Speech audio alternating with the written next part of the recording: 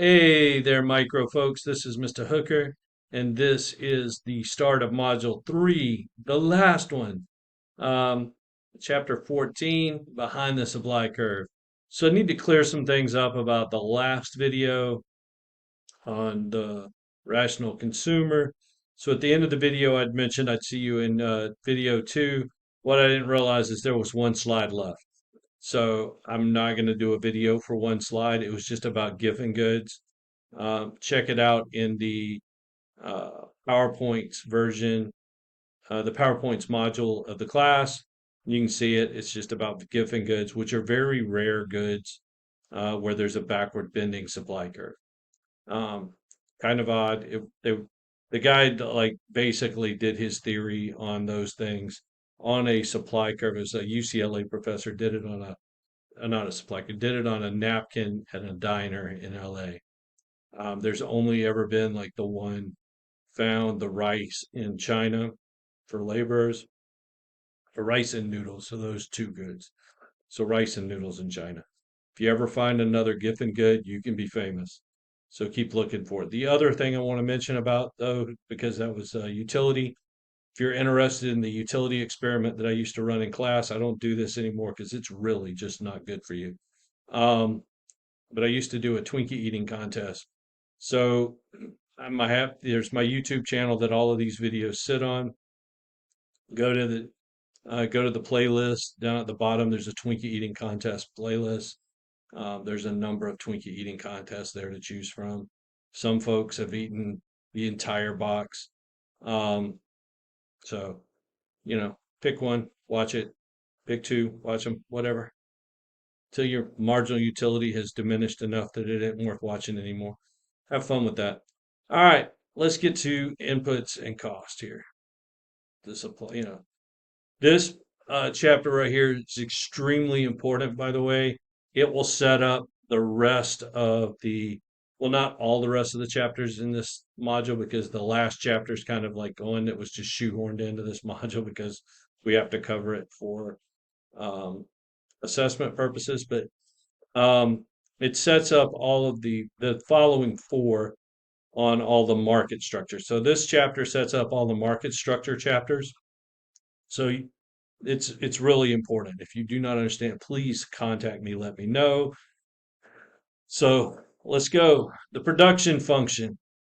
What's your function? All right. So here we go. Firms, the organization that produces goods or services.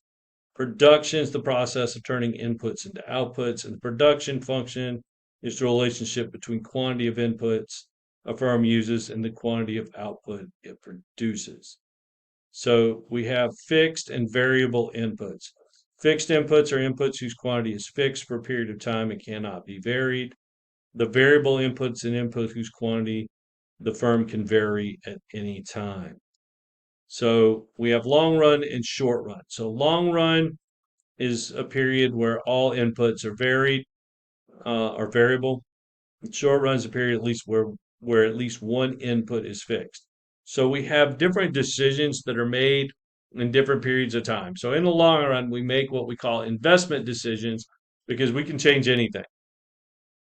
I can decide that I want to be a small firm and get a small plant, small capacity, small capital, whatever. I can be a medium firm, medium plant, medium capital, all of that. I can be large, large capital, extra large capital. And then in the short run, we make what we call a production decision because I already have fixed costs. So my capital has been decided for me. I am stuck with whatever I'm got, right? So the only thing left is for me to decide how many people am I going to hire and how much stuff am I going to produce. So I can deal with my labor and then I got to produce stuff. So how much of that am I going to produce? My choice is what is my production going to be? So your total product curve shows how the quantity of output depends on the quantity of the variable input for the given quantity of the fixed input. So that's what that does. So this is your production function and your total product curve. So there's your total product curve, and it just kind of goes up. And we'll show some other relationships here in a minute. So adding a second worker leads to an increase in output of 17, but adding a seventh worker leads to an increase in output of only 7. There's some reasons for that. Two of the biggest, you know, one big one is you start crowding your plant, right? You start crowding your fixed input. Um, the second one, which we don't mention as much in economics classes because one of our assumptions, again, is that all workers are of equal quality. But in reality, they're not, right? So, like when you look around a plant of 150 people, somebody in there is like 150th. The idea being you have got to have, you've got to realize that not everybody is of equal quality. And so when you're doing this, you have to say, all right, um, when I hired that second worker, he was the second best guy available. When I hired the seventh worker, he was the seventh best worker available. Maybe the seventh worker just isn't as good as the second one. And that might be my problem. All right.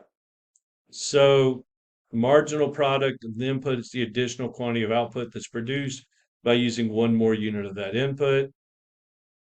Your marginal product of labor is the change in output resulting from a 1 unit increase in the amount of labor. So that's the change in quantity divided by the change in labor. So NPL is the slope of the total product curve. Um, and as you saw in that last one, NPL declines as more workers are hired. As your employment increases, total product curve gets flatter.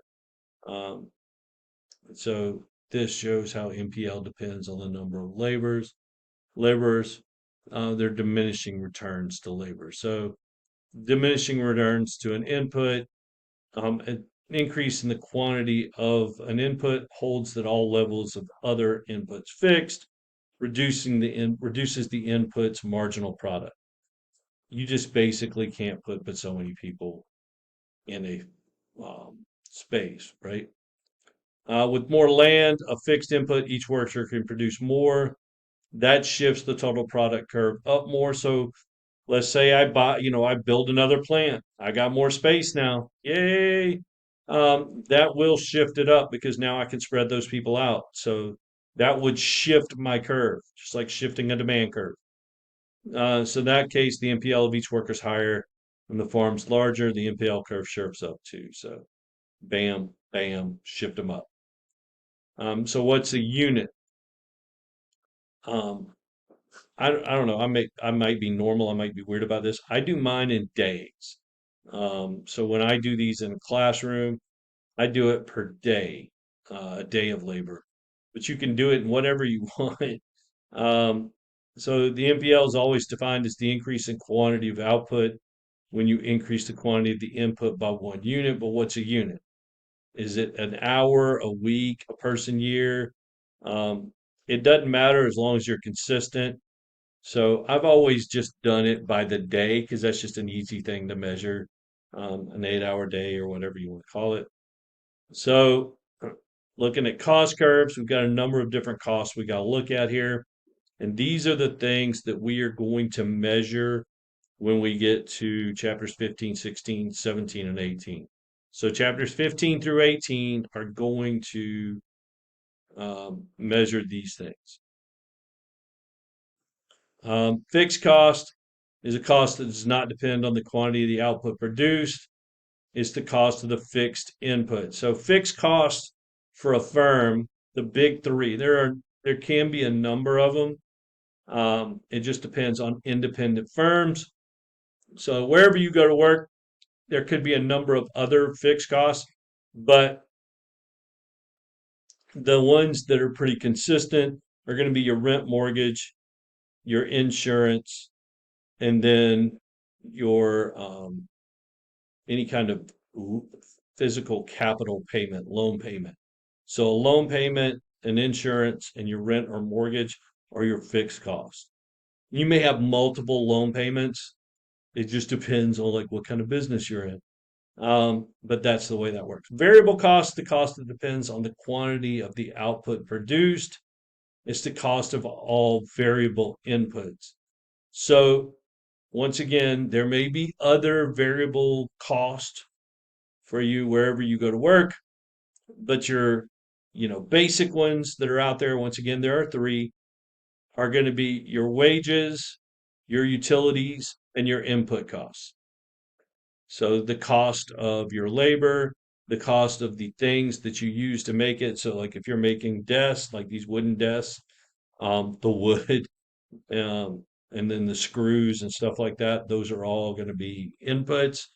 And then your utilities. So the longer you're open, if you're running 8 hours, just one 8 hour shift, 9 to 5, and then you shut down, that's not going to cost you as much as if you decide to run 24 hours a day, run 3 shifts.